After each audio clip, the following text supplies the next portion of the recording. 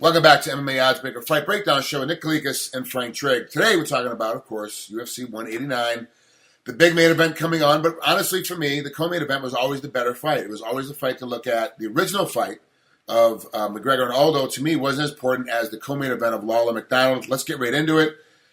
This one's tough. It's got to be close. Obviously, Lawler won the last time. He's the champ, so he's got to be a slight favorite. Lawler comes in 25-10, 19 wins by KO.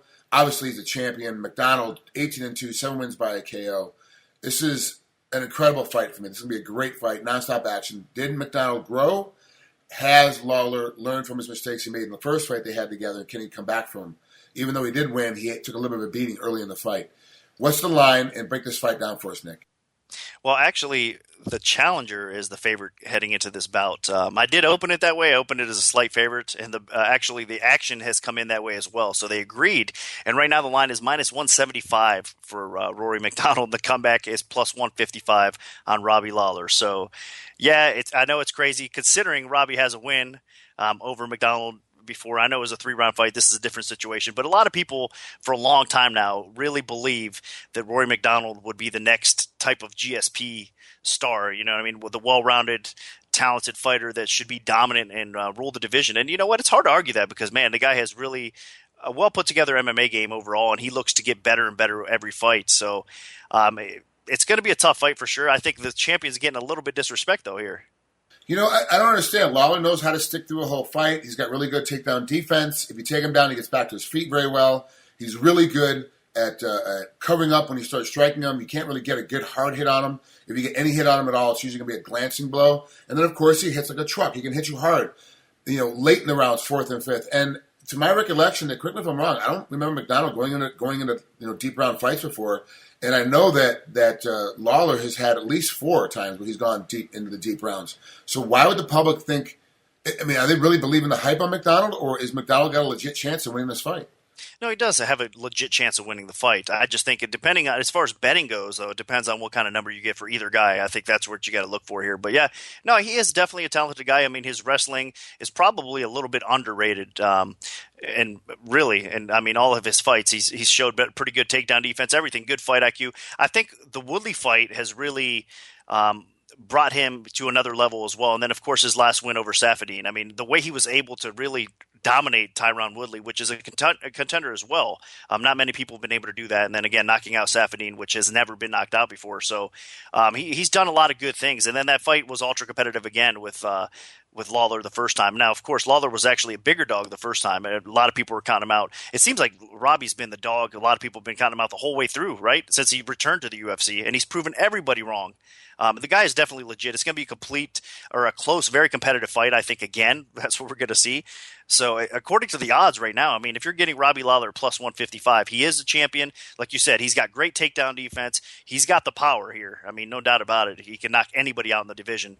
So I think it is a dog or pass situation again because the value clearly is on the champion, Robbie Lawler. This becomes another interesting situation where the champion is an underdog, and usually it doesn't happen very often. When it does, do you know the stats of what happens when the champion comes in as the dog? No, you know what? I'd have to look back and check and see how they've fared. But it's happened a few times throughout the UFC. Probably more than people would imagine that's a scenario. But yeah, I'd have to see who the win-loss ratio in that situation there for sure. But yeah, you know what? I mean, usually champions are champion for a reason. I mean, they get that gold. They obviously deserve to be in that spot in most situations. So yeah, I agree. I think this is going to be another hard-fought battle. As far as a pure pick goes, I do lean a little bit more towards Rory because I think he can mix it up a little bit better. But now, like you said, this is a 5-round fight. Robbie has been battle-tested recently. I mean, he's been in some wars. So you got to give the slight edge in a 5-round or 2 as well, maybe to Robbie. But both of these fighters will slow down. I mean, 5 rounds is just grueling to go, especially at the pace these guys are going to fight at. So, man, it's going to be a really tough fight. But that's why I don't think you can lay a lot of juice in this spot. Even though I do think that I give the overall MMA edge advantage in this spot to Rory, I don't think you can lay juice on it. I think it's that type of fight that, you'd rather have some value on the other side. So that's why Robbie Lawler plus 155, I think there is something there. So there it is, dog or pass again on this one. And Robbie Lawler, the champion, is actually the dog on this one, so it's a really good bet, betting on the champ, especially on big cards like this one. Moving on to the main event, the UFC interim featherweight title now, obviously, because Jose Aldo is out. It's Mendes versus McGregor.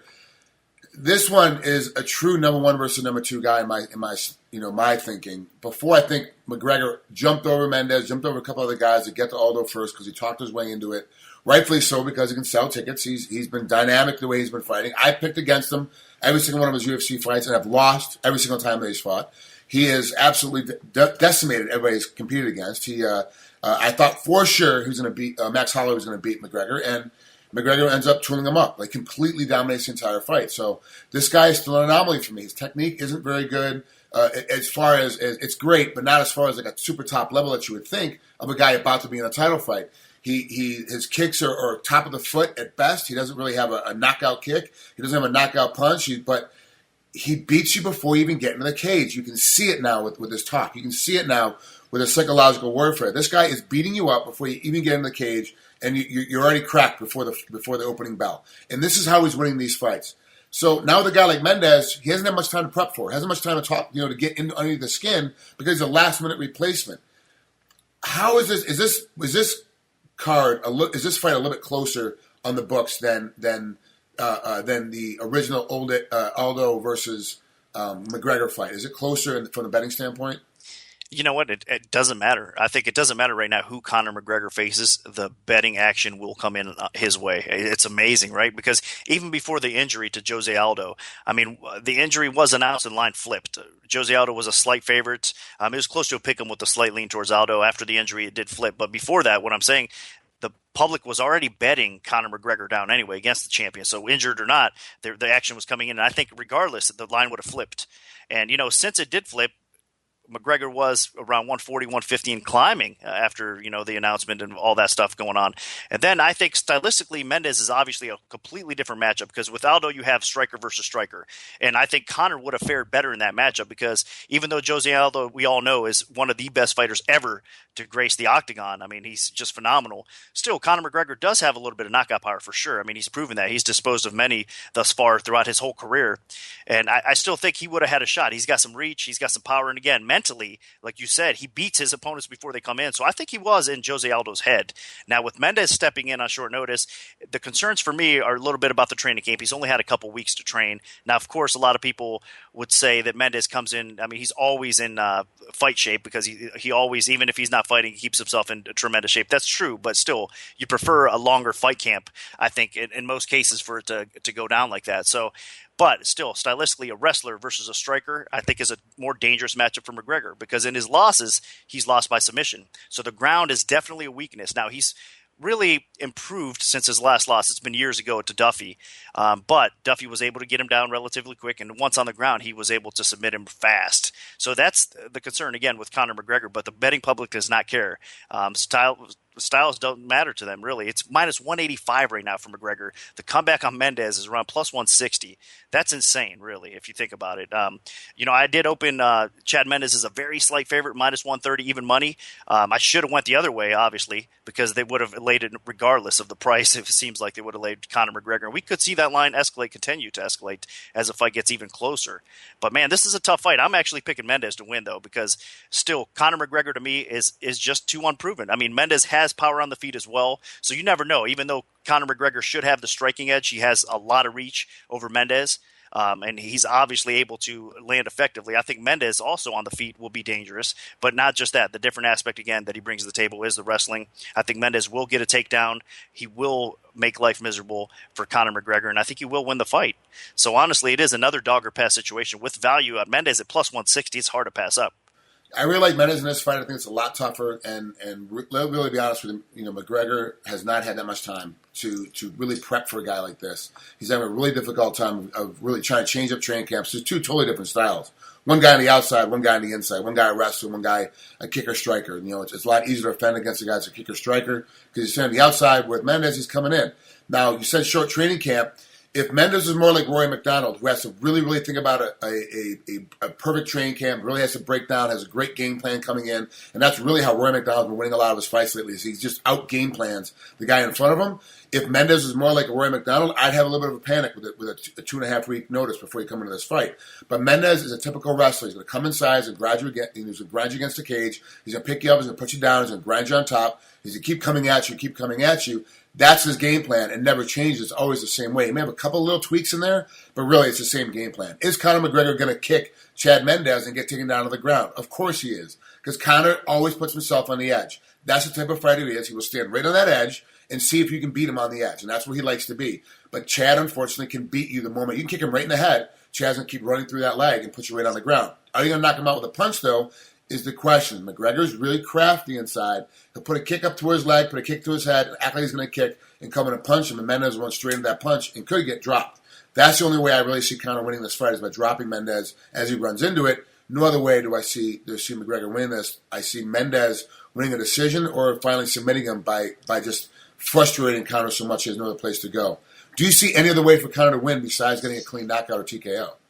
I guess if it hits the scorecards, it's a small possibility because maybe he is the fresher fighter. I mean, he did have a complete camp. His cardio seems to be okay as well in most cases. So maybe he's able to not get submitted on the ground early on, even if he is on his back, and survive and then maybe start taking over late. So I think that there is a small shot of the decision, but I agree with you, though. I think more than likely if it does hit the cards, even with the short notice, I mean, Mendes' wrestling should come into play enough that he should win the decision. So, yeah, I think Conor McGregor's best shot is definitely winning this fight by knockout and stopping Mendes. So the prop, if you are a McGregor backer, I would probably prefer to go that route. You know, you're going to get more value on a prop than you would betting him straight and laying juice at this point. But overall, I think regardless how you look at it, there's more value, I think, in Chad Mendes because, again, just the untested, the unproven ability of Conor McGregor. Now, man, you know who the UFC's pulling for. I mean, honestly, behind Ronda Rousey right now, I think Conor McGregor is probably the second most popular fighter on the roster. I mean, John Jones is out of the picture now. GSP's gone as well. So, I mean, a lot of things have kind of cleared the way for McGregor to also step up in this role, but he is. I mean, he's really selling tickets. He's going to sell the pay-per-view. His mouth, he backs it up thus far, at least. He does back it up. So the UFC has a lot to gain with a McGregor win. And you know what? It'll actually hurt them in some ways if Mendes does pull it off because that big money fight with Aldo and McGregor potentially happening probably won't be there. So at least not now, not yet. I have to disagree with you, Nick. I think that Conor McGregor is a bigger star than Ronda Rousey in MMA. Now, as a total crossover star, Ronda Rousey, no one else in MMA right now can touch Ronda Rousey as a crossover star. But in MMA alone, just strictly in MMA, Conor McGregor is the biggest star the UFC has. He sold out Boston by himself before they announced the rest of the card. All they said was he was on the card, put tickets up for sale, it sold out. He brings it is all the tickets here for MGM here in Las Vegas for Saturday night. They said the direct Irish purchase is over 50% of the tickets. So there's no one else. Ronda, unfortunately, does not sell out arenas by herself. She doesn't sell out pay-per-views by herself.